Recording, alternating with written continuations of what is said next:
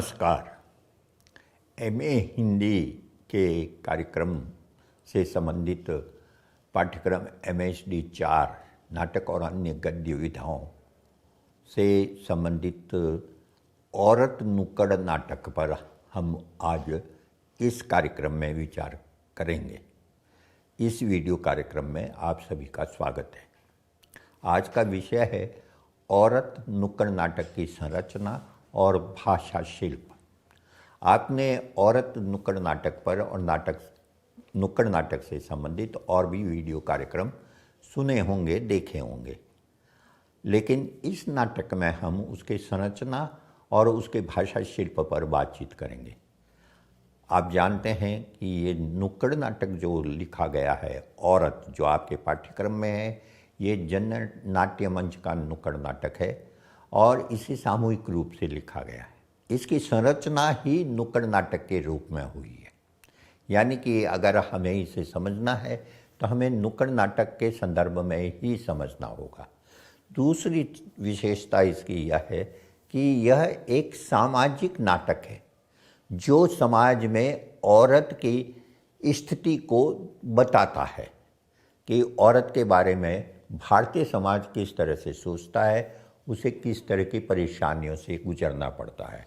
जिस औरत को इस नाटक के केंद्र में रखा गया है वो एक सामान्य मेहनतकश परिवार की गरीब स्त्री कहा जा सकता है।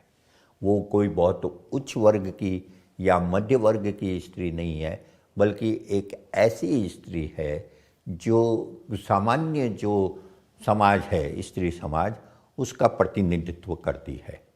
तो इस दृष्टि से ये तीन चीज़ें हमारे सामने हैं। औरत एक नुक्कड़ नाटक के तौर पर लिखा गया है, इसमें एक सामाजिक समस्या को रखा गया है और इसमें स्त्री केंद्र में है। चौथी बात जो है वो यह है कि इसमें स्त्री केंद्र में है, लेकिन स्त्री जीवन के विभिन्न पहलुओं को इस नाटक के माध्यम से उजागर किया गया है। यानी कि केवल एक स्त्री नहीं है, बल्कि स्त्री के कई रूप हैं। और एक बच्ची, एक स्कूल में पढ़ने वाली लड़की से लेकर एक कामगार स्त्री तक, एक मजदूर स्त्री तक के जीवन के विभिन्न पहलुओं को इस नाटक में समेटा गया है। तो इस दृष्टि से ये एक ऐसा नाटक है जिसमें औरत से संबंधित बहुत सारे पहलू हमारे सामने उजागर होते हैं और इसके माध्यम से एक ऐसा संदेश देने का प्रयास किया गया है जो जनोन्मुखी है, यानी कि जो जनता के पक्ष में बात कही गई है, जिसमें जनता की चेतना को, स्त्री के संबंध में जनता की चेतना को बदलने का प्रयास किया गया है। उसे बताने की कोशिश की गई है कि हमारे समाज में औरत की क्या स्थिति है और उसमें बदलाव क्यों जरूरी है। तो हम जब औरत को एक नुक्कड़ नाटक के रूप में देखते हैं, उसकी संरचना भी नुक्कड़ नाटक के रूप में ही हमारे सामने आएगी और इसी रूप से हम इस पर विचार करेंगे। जैसा मैंने बताया कि ये नाटक अपने लिखे जाने के वक्त ही नुक्कड़ नाटक के रूप में लिखा गया है, यानी कि एक ऐसा नाटक जिसे नुक्कड़ नाटक के रूप में खेला जाना है। और नुक्कड़ नाटक के रूप में खेला जाना है, इस बात को इसमें ध्यान रखा गया है।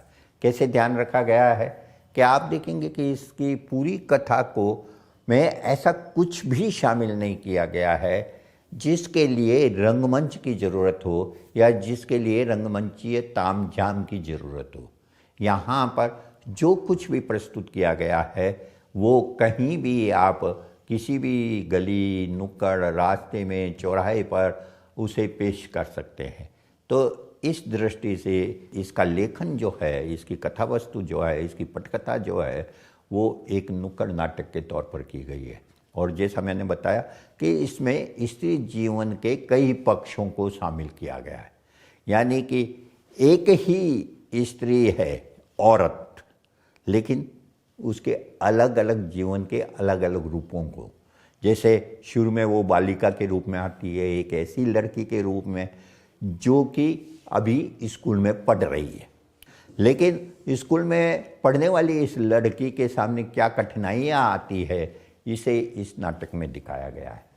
लड़की स्कूल में पढ़ती है तो माता पिता बहुत पसंद नहीं करते, बहुत सारे परंपरागत परिवार है, वो लड़कियों का स्कूल न तो लड़कियों को स्कूल भेजना चाहते हैं, अगर स्कूल भेजते भी हैं तो भी वो लड़की से ये उम्मीद करते हैं कि वह स्कूल जाने के अलावा घर के काम भी करे। और इस तरह से बचपन से ही लड़की पर दोहरा बोझ पड़ने लगता है, पढ़ाई का भी बोझ, वो अपना समय पढ़ने में लगाना चाहती है, वो अपना समय थोड़ा बहुत भाई की तरह खेलने कूदने में लगाना चाहती है, लेकिन उसके साथ भेदभाव किया जाता है। बालिका है, लड़की है, इसलिए उसे घर के काम में अपनी माँ की तरह जुटना पड़ता है बचपन से। इसी तरह से पत्नी के रूप में आप जानते हैं शादी होती है, आमतौर पर हिंदुस्तान में महिलाओं की शादी, या कहना चाहिए कि स्त्री पुरुष दोनों की शादियां जो है वो माता पिता द्वारा तय होती है और उसमें दहेज की बहुत बड़ी भूमिका होती है। और अगर लड़की दहेज लेकर नहीं आती तो उसे तरह तरह के ताने सुनने पड़ते हैं, उसे अपने ससुर से, सास से, अपने पति से बहुत सारी ऐसी बातें सुननी पड़ती है क्योंकि वो पैसा लेकर नहीं आई है। तो एक पत्नी के रूप में उसके सामने जो है ये चुनौती रहती है कि अगर वो दहेज नहीं लेकर आई है तो ससुराल में उसके साथ में बहुत अच्छे व्यवहार होने की आशा वह नहीं कर सकती। इसी तरह से जब विवाह होता है, 7 फेरे लेते हैं, उस 7 फेरे को लेते वक्त पंडित उसको शिक्षा भी इस तरह की देते हैं कि उसे जो है अपने पति का कहना मानना चाहिए, अपने पति की हर आज्ञा का पालन करना चाहिए, उसे पहले पति को खिलाना चाहिए, उसके बाद उसे खाना चाहिए। तो इस तरह से बहुत सारी बातें उसे पढ़ाई जाती है जो दरअसल स्त्री की गुलामी को ही व्यक्त करती है। फिर बेरोजगार के रूप में, बेरोजगार स्त्री है, नौकरी की तलाश में है, लेकिन नौकरी के लिए उसे दर दर भटकना पड़ता है, उसे जो है स्त्री होने के कारण कम वेतन दिया जाता है। आपको मालूम होगा कि एक ही काम के लिए हिंदुस्तान में ही नहीं पूरी दुनिया में स्त्रियों को बहुत सारी जगहों पर, यानी कि सरकार के स्थायी पदों को छोड़ दें तो ज़्यादातर जगह पर महिलाओं को कम पैसा मिलता है। मजदूर स्त्री है, अगर सरकार की तरफ से कोई काम हो रहा है या गैर सरकारी काम हो रहा है तो पुरुष को उसी काम के लिए अगर 200 रुपये मिल रहे हैं तो हो सकता है कि स्त्री को 150 रुपये ही मिले। और ये आज से नहीं, बहुत लंबे समय से चल रहा है। क्यों इस तरह का भेदभाव होता है? फिल्मों में अभिनेताओं को ज़्यादा पैसा मिलता है और अभिनेत्रियों को कम पैसा मिलता है। इनाम की राशि जो है टेनिस के खिलाड़ियों में पुरुषों को ज़्यादा बड़ी राशि मिलती है, लेकिन लड़कियों को कम पैसा मिलता है। तो ये एक भेदभाव हम देखते हैं। कामगार के रूप में भी स्त्री को इसमें दर्शाया गया है, एक मजदूर के रूप में। मजदूर के रूप में अगर स्त्री मान लीजिए नौकरी कर रही है और इस दौरान में वो अगर गर्भवती हो गई है तो बहुत संभव है कि उसे नौकरी छोड़नी पड़े, उसकी नौकरी जो है जा सकती है। अगर उम्र ज़्यादा होती है तो उसे निकाल दिया जाता है, अगर वो अपने बच्चा रखना चाहती है तो उसकी सुविधा नहीं होती। तो ये सारी पहलू जो हैं जीवन के, जिनसे स्त्रियों को एक तरह से दो चार होना पड़ता है, उन सभी को इस नाटक में समेटने की कोशिश की गई है और इसके माध्यम से यह दिखाने का प्रयास किया गया है कि स्त्रियों को अपने जीवन में कितनी तरह की समस्याओं का सामना करना पड़ता है। न केवल गरीब स्त्री को, बल्कि कहना चाहिए कि मध्य वर्ग की स्त्री को भी इस सब का सामना करना पड़ता है। इस नाटक में औरत तो एक ही है, एक ही अभिनेत्री है जो स्त्री का रोल करती है। और ये पांचों जो चरित्र मैंने बताए हैं, स्त्री जीवन के पहलू हैं, उन सबको वो एक ही औरत, एक ही अभिनेत्री पेश करती है। लेकिन इसमें कई पुरुष पात्र हैं, सूत्रधार, पिता, पति, ससुर, पंडित, मजदूर, गुंडा, पुलिस, मालिक आदि विभिन्न लोग इसमें आते हैं पुरुष। और इन सब भूमिकाओं को निभाने के लिए केवल 6 अभिनेता होते हैं और वे 6 अभिनेता ही अलग अलग नाटक के अलग अलग हिस्से में अलग अलग भूमिका करते हैं। वो पुलिस वाला ही कभी पंडित बन जाता है, कभी पंडित जो है गुंडा बन जाता है, कभी गुंडा ही मालिक बन जाता है, और ये कई तरह की भूमिकाएं वे पुरुष पात्र निभाते हैं। तो इस तरह से आप देखेंगे कि नाटकों के अंदर हम बहुत ज़्यादा पात्र नहीं देखते, लेकिन जो भी पात्र होंगे वो एक से ज़्यादा भूमिकाएं कर सकते हैं। नुक्कड़ नाटक जो है, जैसा शुरू से मैं बता रहा हूँ, गली में चौराहे पर नुक्कड़ पर खेला जाता है। इसलिए ये संभव नहीं है कि रंगमंच पर जो सुविधाएं होती है, रंगमंच पर क्या होता है कि रंगमंच के दोनों ओर पर्दे लगे होते हैं, उस पर्दे से अभिनेता दाएं और बाईं तरफ जाते हैं और थोड़ी देर में वापस आकर वो बिल्कुल बदली हुई वेशभूषा धारण करके आ सकते हैं। लेकिन जहां लोगों के बीच में नाटक खेला जाना है वहां पर ये मुमकिन नहीं है। वहां पर आपको जो भी करना है लोगों के सामने करना है, वहां वेशभूषा बदलने की कोई गुंजाइश नहीं है। तो इसके लिए जो तरीका अपनाया जाता है वो यह है कि सांकेतिक वेशभूषा धारण की जाती है।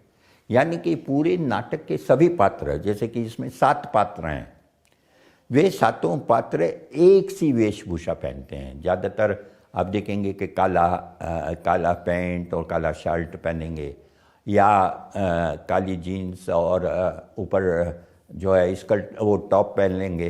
तो इस तरह की एक सी वेशभूषा सब अभिनेता पहनते हैं।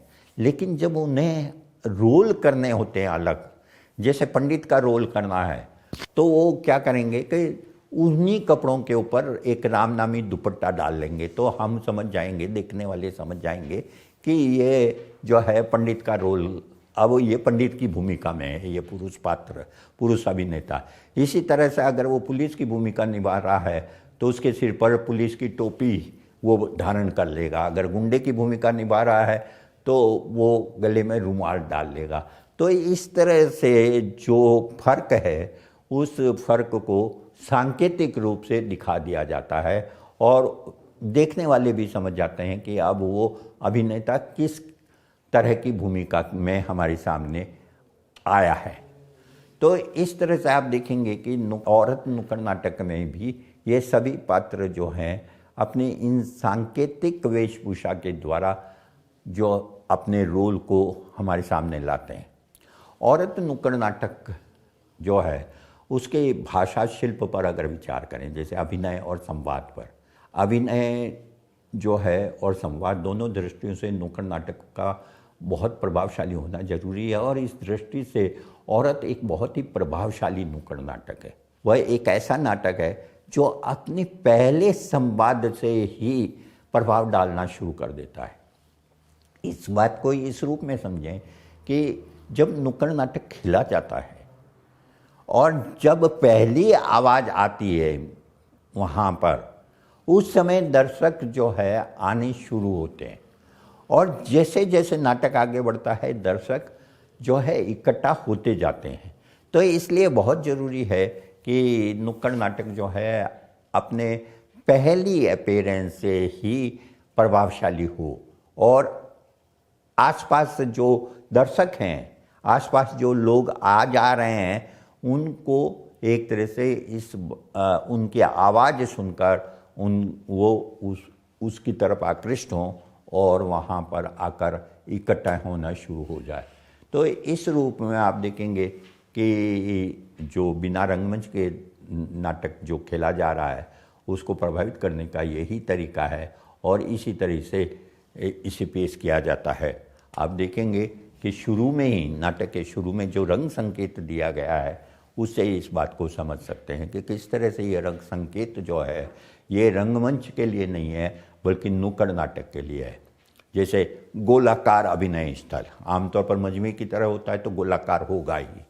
6 अभिनेता एक दूसरे के कंधों पर हाथ रखे वृत्ताकार रचना में घूमते हुए एक छोर से प्रवेश करते हैं। यानी कि मान लीजिए आप देखेंगे कि कुछ लोग खड़े हैं, उसमें से एक तरफ से वो आते हैं, दर्शक एक दूसरे के कंधे पर हाथ रखे हुए एक के पीछे एक, उनके बीच छुपी एक अभिनेत्री सहित केंद्र में आकर रुकते हैं, एक साथ पलटकर दर्शकों की ओर मुँह कर बैठते हैं और अभिनेत्री बीच में खड़ी दिखाई देती है। एक तरह से वे जो 6 अभिनेता हैं, पुरुष अभिनेता, वे पुरुष अभिनेता स्त्री उनके बीच में एक तरह से छुपी हुई होती है और जब वे मंत्र चारों 6 जो पुरुष पात्र हैं वो पुरुष अभिनेता चारों ओर इकट्ठा हो जाते हैं तो स्त्री एक तरह से सामने आती है। तो इस तरह से ये इसकी शुरुआत होती है। तो ये बहुत ज़रूरी है कि नुक्कड़ नाटक की प्रस्तुति जो है वो शुरू से ही प्रभावशाली होनी चाहिए और इस बात को ध्यान में रखा जाना चाहिए कि किस तरह से उसे प्रभावशाली बनाया जा सकता है। इस नाटक में भी देखेंगे कि आप इस नाटक में की शुरुआत होती है एक बहुत ही प्रभावशाली कविता से। वो एक ईरानी कविता का अनुवाद है जिसका प्रयोग इसमें किया गया है और उसकी शुरुआत होती है अभिनेत्री की आवाज़ से। वो अभिनेत्री जो है उस कविता का एक अंश पढ़ती है या कहना चाहिए कि गाती है, लयबद्ध ढंग से उसे पेश करती है बहुत ही प्रभावशाली आवाज़ में और उसके बाद में उसके और हिस्से और अभिनेता पढ़ते हैं और आप देखेंगे कि वो शुरुआत ही बहुत प्रभावशाली है। जैसे अभिनेत्री शुरुआत करती है उसे कि मैं एक माँ, एक बहन, एक अच्छी पत्नी, एक औरत हूँ।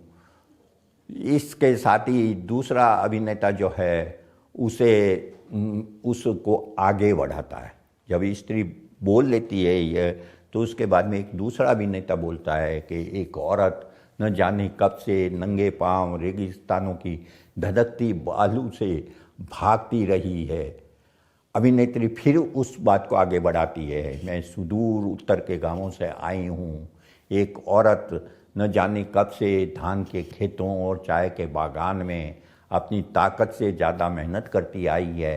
तो इस तरह ये कविता जो है विभिन्न अभिनेता और अभिनेत्री के माध्यम से आगे बढ़ती रहती है और इस कविता के बोल आप देखेंगे कि वो स्त्री जीवन की जो त्रासदी है, जो विडंबना है, उसको बहुत प्रभावशाली ढंग से हमारे सामने रखती है।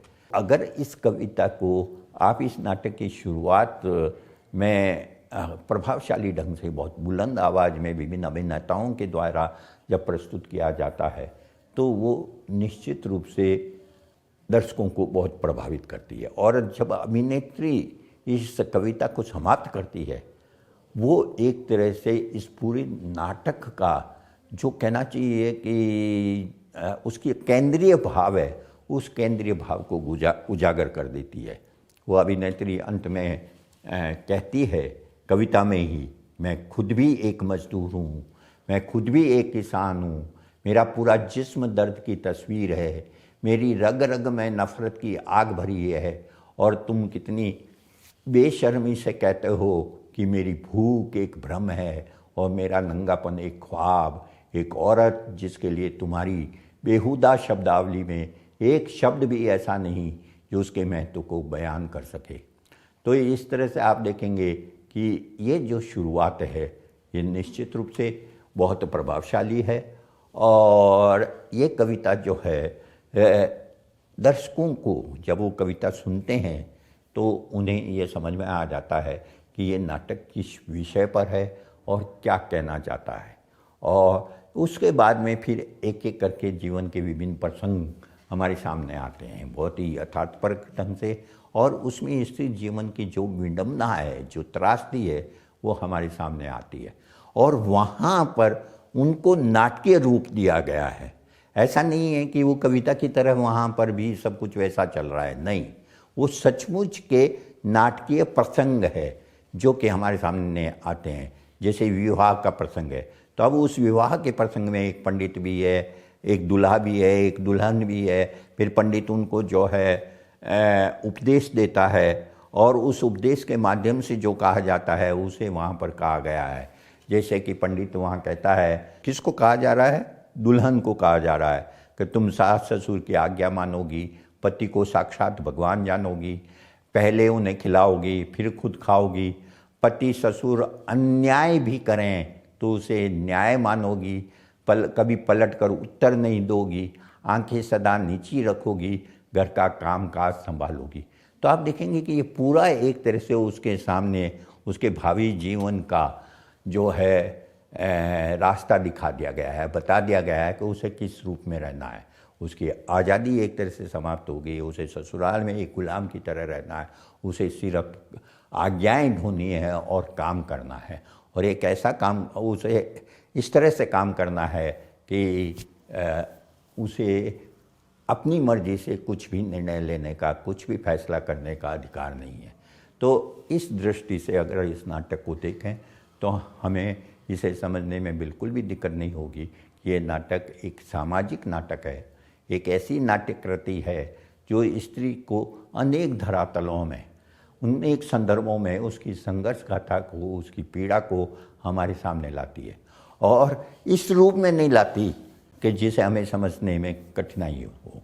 हम अगर पुरुष हैं तो हम जानते हैं कि हमारे आसपास जो औरतें हैं, हमारी बहनें हैं, हमारी पत्नी है, हमारी माएँ हैं, वो सब एक कह सकते हैं कि कमोबेश उसी तरह का जीवन जी रही है। हो सकता है कि परिस्थितियां अलग तरह की हों, लेकिन वहाँ पर स्त्री की दशा जो है उसमें कोई बहुत अंतर नहीं है। जो सचमुच अन्याय हो रहा है स्त्रियों पर, वो अन्याय को समझने में हमें कोई दिक्कत नहीं होती। और वहाँ पर जो दर्शक उस नाटक को देखते हैं, एक तरह से उनके सामने ये नाटक एक चुनौती बनकर भी उपस्थित होता है। वो उनको बताता है कि आप खुद सोचिए कि क्या कहीं ऐसा तो नहीं है कि आपके अपने घर में आपकी अपनी पत्नी, आपकी अपनी माँ, आपकी अपनी बहन, आपकी अपनी बेटी जो है इसी तरह के व्यवहार की शिकार हो रही हो। अगर ऐसे व्यवहार की शिकार हो रही है हो तो इस नाटक को देखने के दौरान और उसके बाद में आप खुद विचार कीजिए कि ये इस तरह का व्यवहार करना आपके लिए क्या उपयुक्त है। क्या स्त्री को इंसान नहीं समझा जाना चाहिए? क्या उसके साथ में इसी तरह का व्यवहार होना चाहिए?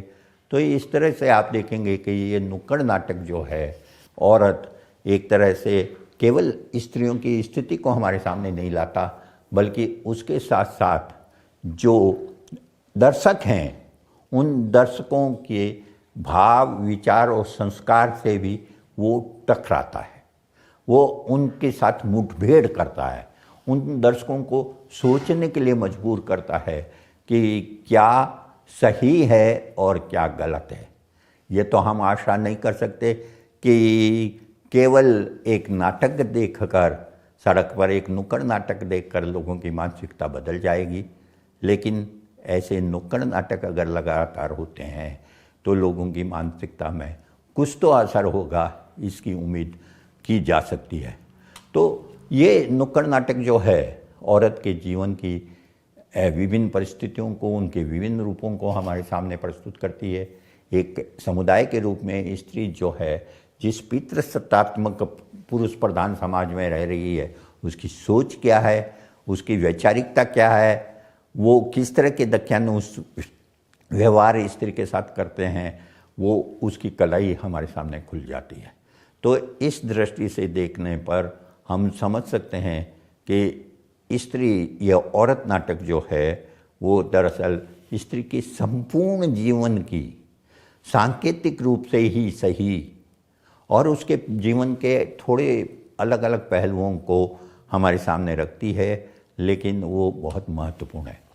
ये ध्यान देने की बात है कि औरत के माध्यम से ये बताया गया है कि जो उनके साथ गैर बराबरी होती है, जो उसे एक जिन्स की तरह, एक उपभोग की वस्तु की तरह उसे समझा जाता है, उसकी तीखी आलोचना है।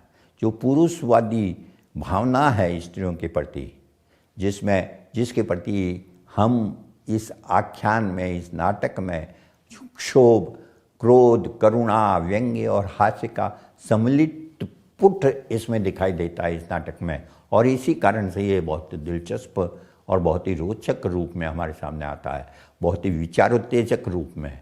और इस बात को एक तरह से बार बार कहा गया है कि स्त्री जो है वो कोई भी स्त्री, वो किसी एक स्त्री की कहानी नहीं है, ये एक व्यक्ति की कहानी नहीं है, बल्कि यह एक समुदाय के रूप में और आप जानते हैं कि ये समुदाय जो है वो एक तरह से इस दुनिया का आधा हिस्सा है।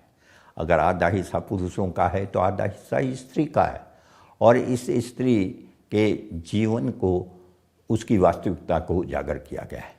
ध्यान देने की बात यह भी है कि यहाँ पर स्त्री को किसी धर्म के साथ, किसी जाति के साथ, किसी राष्ट्र के साथ, किसी भाषा के साथ नहीं जोड़ा गया है, बल्कि यह कहा गया है कि यह स्त्री कोई भी हो सकती है, कहीं की भी स्त्री हो सकती है। वो हिंदुस्तान की स्त्री हो सकती है, वो हिंदुस्तान के बाहर की स्त्री भी हो सकती है, वो जो है हिंदू हो सकती है, वो मुसलमान हो सकती है, वो ईसाई हो सकती है, वो गोरी हो सकती है, वो काली हो सकती है।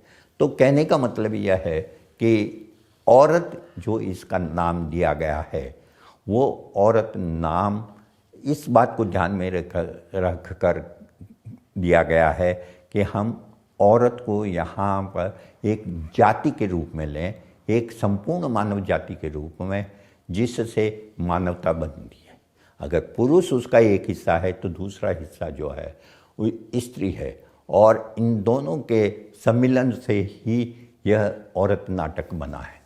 ध्यान देने की बात यह है कि ये एक कोई फेमिनिस्ट नाटक नहीं है।